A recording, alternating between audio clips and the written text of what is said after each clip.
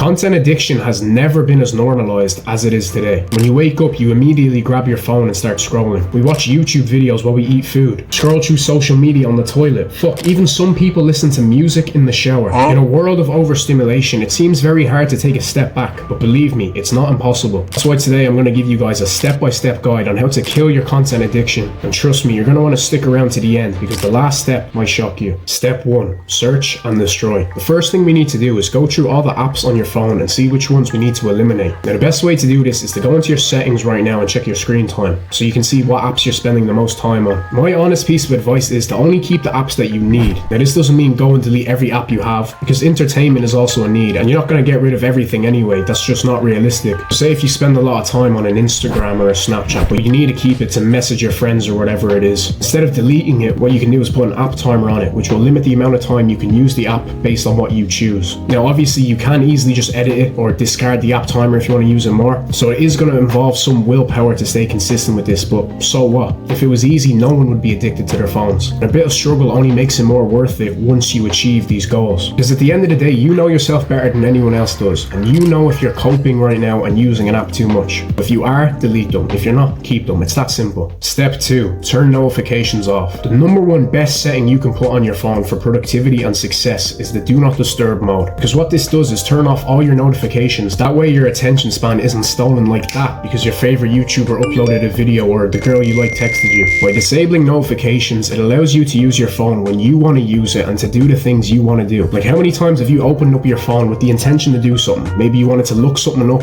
text a friend back or whatever, but suddenly you get distracted by one notification and then another and forget what you've even grabbed your phone for in the first place.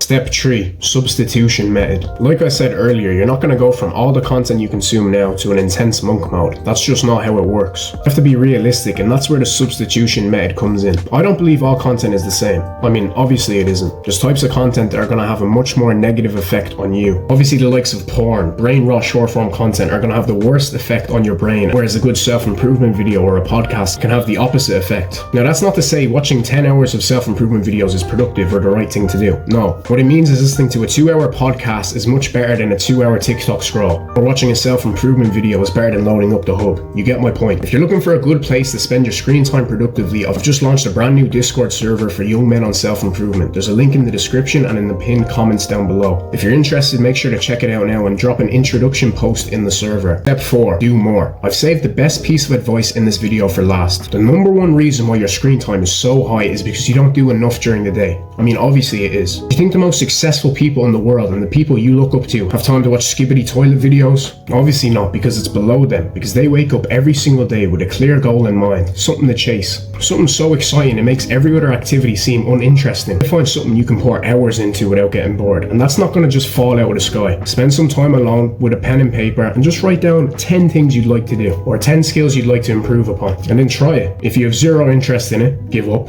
Try something else. It doesn't matter if you're shit at it. You're going to be shit at anything when you start. It's all about whether you enjoyed the process or not. If you want to be a YouTuber, go make your first video today. No one's going to watch it anyway since it's going to be bad, so it doesn't matter. And if you hated making the video, then delete the channel and move on to something else. At the end of the day, you can watch another 100 self-improvement videos after this one. But if you don't take action, then you'll never know who you really are. Cold.